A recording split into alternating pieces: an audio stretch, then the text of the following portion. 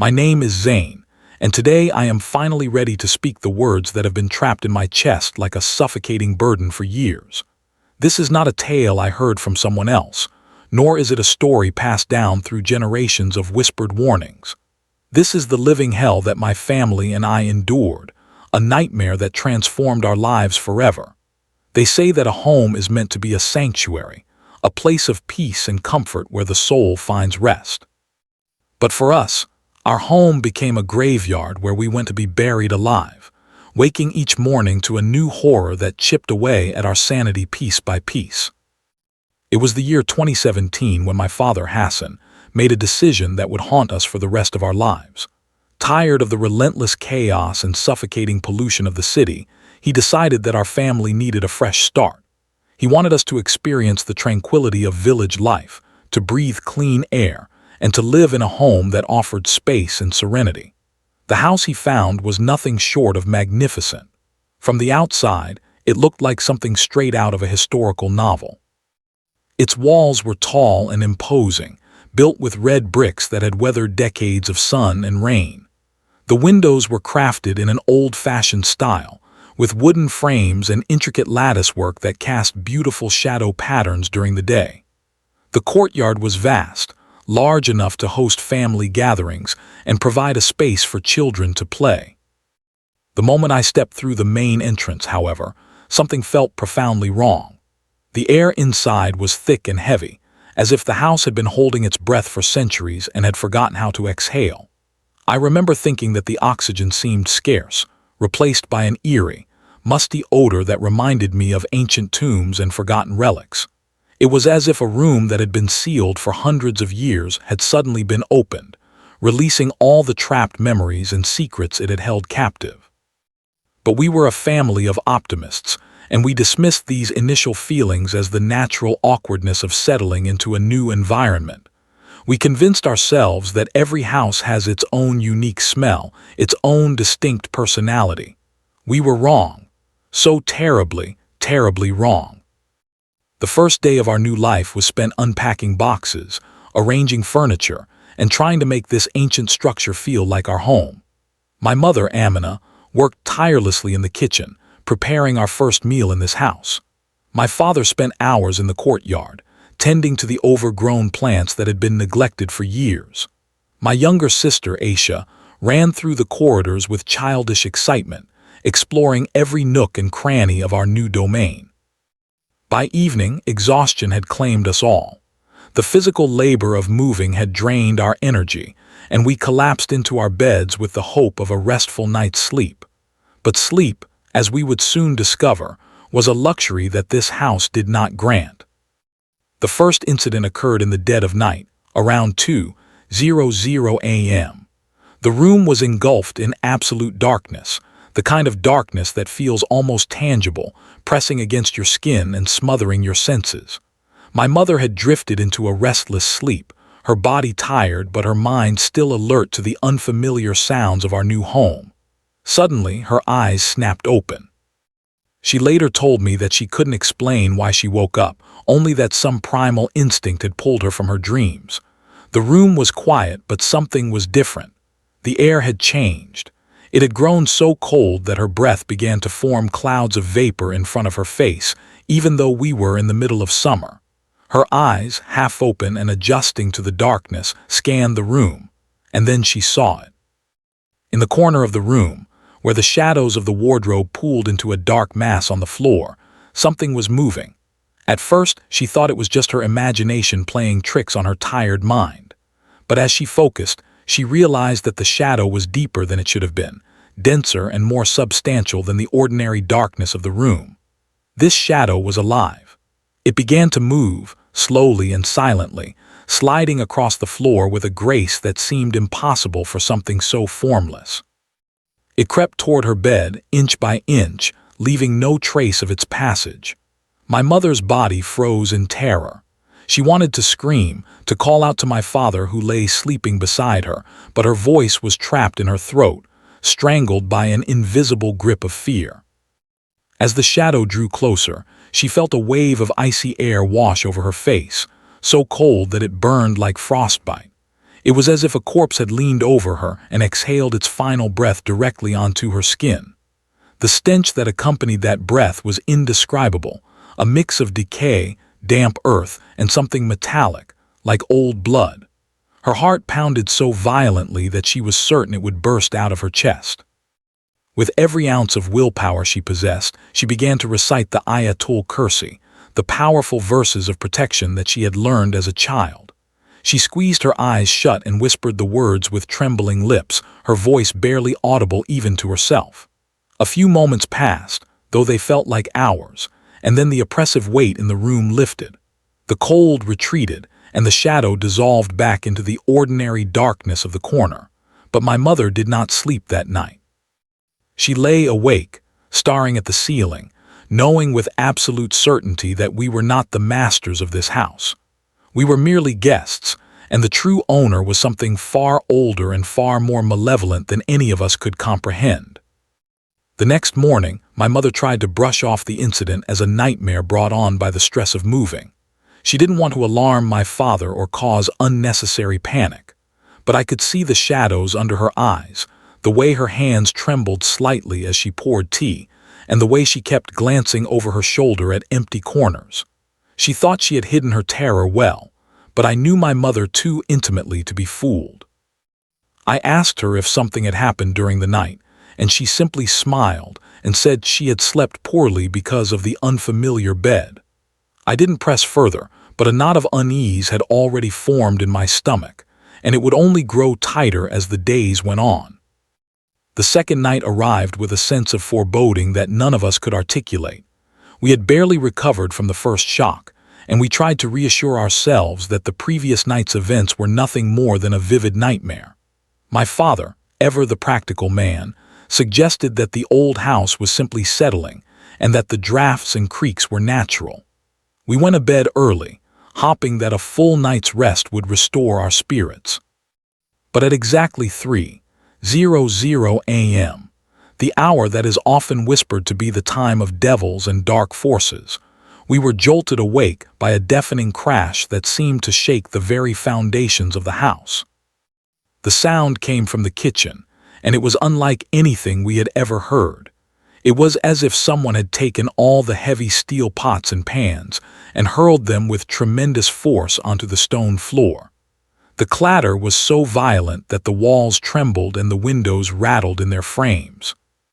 My father leaped out of bed, his heart racing, and we all scrambled to grab whatever we could find, a cricket bat, a heavy flashlight, a kitchen knife, and rushed toward the kitchen, our bare feet slapping against the cold tiles.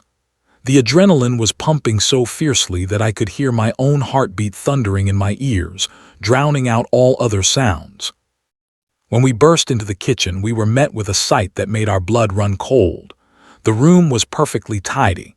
Every pot, every pan, every utensil was neatly arranged in its designated place. Not a single spoon had fallen to the floor. The shelves were orderly, the counters were clean, and the floor was spotless. There was no sign of any disturbance whatsoever. We stood there in stunned silence, exchanging bewildered glances. My father walked around the kitchen, opening cabinets and checking under the table, but he found nothing out of the ordinary.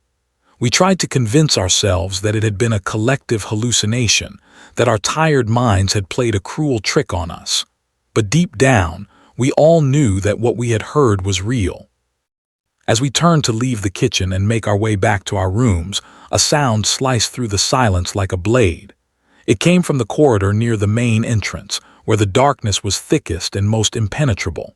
It was a sharp, piercing whistle, high-pitched and reedy, with a quality that was both agonizing and deeply unsettling. This was no human whistle. It was too shrill, too precise, and it carried a melodic undertone that felt almost mocking. It was as if some unseen entity was taunting us, daring us to come closer. The whistle seemed to travel through the air, wrapping around our ears and burrowing into our brains. My sister clutched my arm so tightly that her nails dug into my skin, and I could feel her entire body trembling against mine. My father, despite his own obvious fear, stepped forward and shouted into the darkness, "Who's there? Show yourself." His voice echoed through the empty hallway, but the only response was the lingering echo of his own words bouncing off the walls. We stood there for what felt like an eternity, straining our ears for any further sound. But the house had fallen silent again, a deathly silence that was somehow more terrifying than the noise that had preceded it. We retreated to our rooms and huddled together, not daring to close our eyes. Sleep was impossible.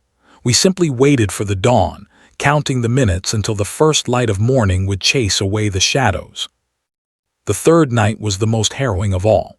My father had to travel to the city for an urgent work matter, and he reluctantly left us alone. He had tried to postpone the trip, but his business partners insisted on his presence, and he could not refuse.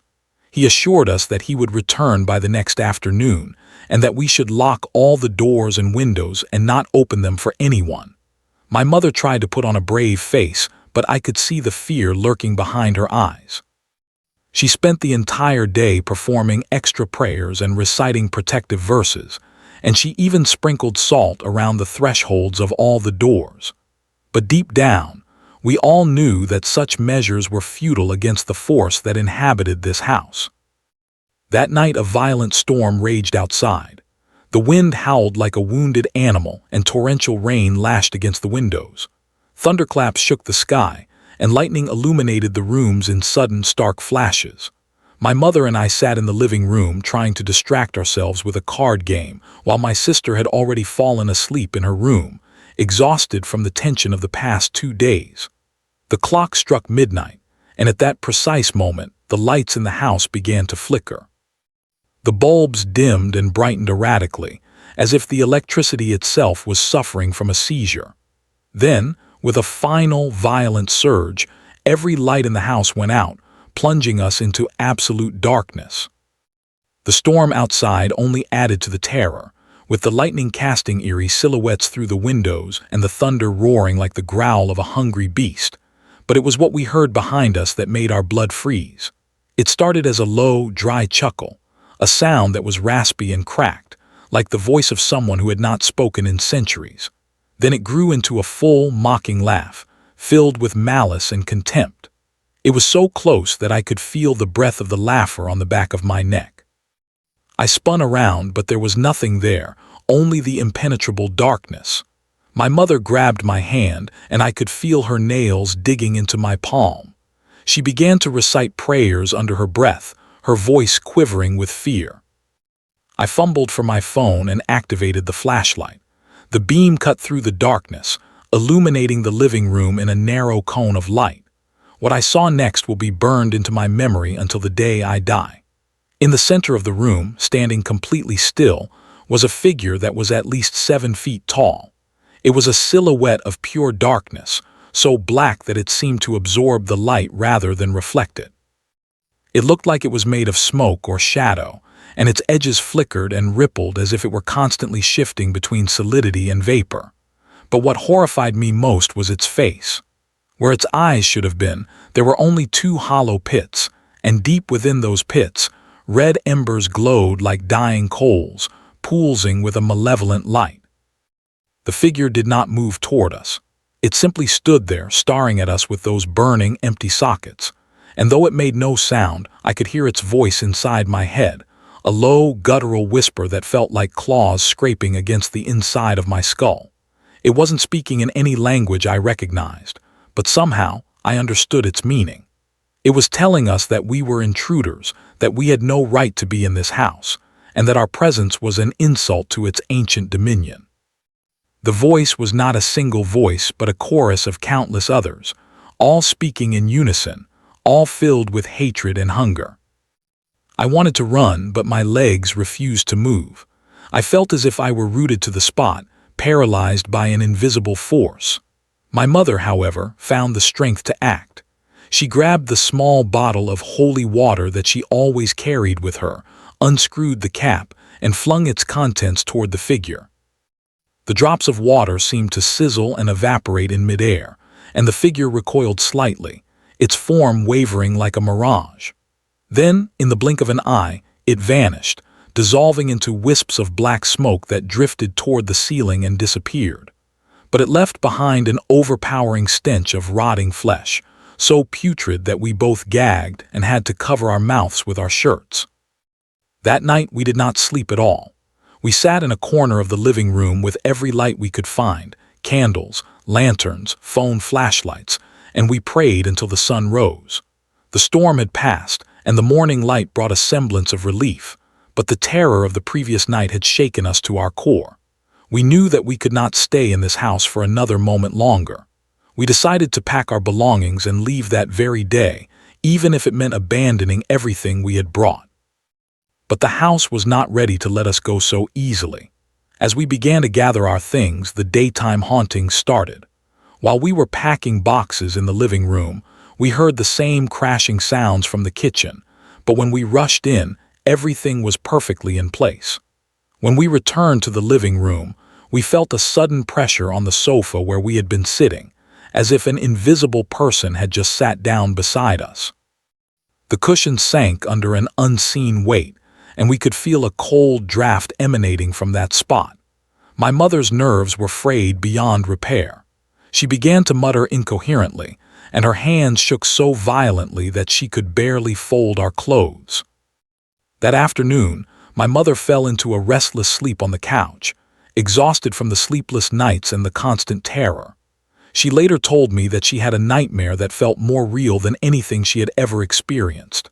In the dream, a woman with hair that trailed down to the ground and fingernails as sharp as daggers was sitting on her chest, pinning her down. The woman's face was gaunt and skeletal, and her eyes were hollow like the figure from the previous night. She leaned close to my mother's ear and hissed, "You have taken my place. If you value your life, flee from this house. Otherwise, these walls will drink your blood." My mother woke up screaming, and I rushed to her side. Her face was pale and drenched in sweat, and she clutched my arm with a grip that was almost painful. That was the final straw. We abandoned all pretense of packing properly. We threw whatever we could into our suitcases and prepared to leave immediately. But even in broad daylight, the house made its displeasure known.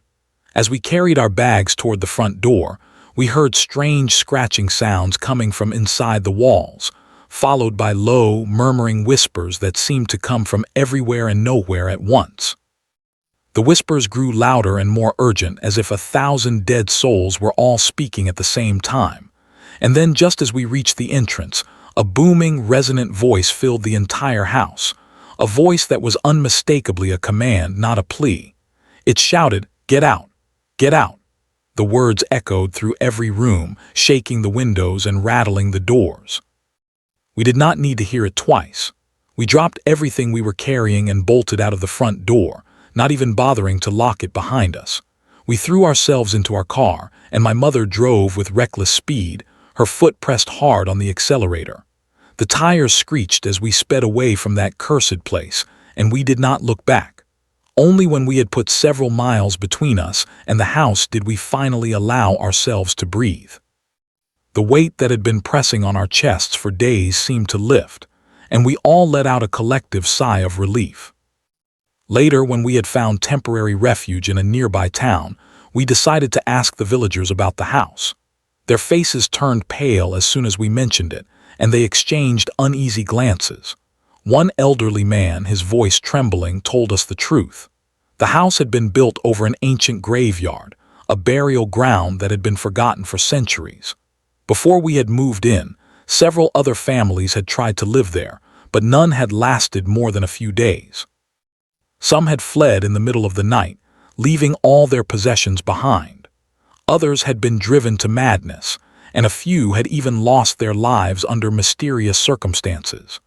The villagers had long avoided the place, considering it cursed and haunted by the restless spirits of those who had been buried beneath its foundations. Hearing this, I felt a chill run down my spine. We had been lucky to escape with our lives. The house had given us 3 nights of terror, and that was more than enough to teach us a lesson we would never forget. We never returned to that village, and we sold the house to a real estate agent who assured us he could find a buyer, though we never learned if anyone was foolish enough to purchase it. My father blamed himself for the ordeal, and the guilt weighed heavily on him for a long time. but we all survived, and that was what mattered. Looking back, I realized that some places are not meant to be inhabited by the living. They belong to the dead, and the dead do not take kindly to intruders. My family's experience taught me that evil is not merely a concept or a superstition. It is a tangible, malevolent force that can seep into your life and poison every moment of peace. The scars of those 3 nights remain with me to this day. I still wake up in cold sweats, haunted by the image of that 7-foot shadow with its burning red eyes and that chorus of voices screaming inside my head. I share this story not to entertain or frighten, but to warn. If you ever find yourself in a place that feels wrong, a place where the air is heavy, where the shadows seem to breathe, where the silence is too loud, do not ignore your instincts. Listen to the voice of fear that whispers in your ear.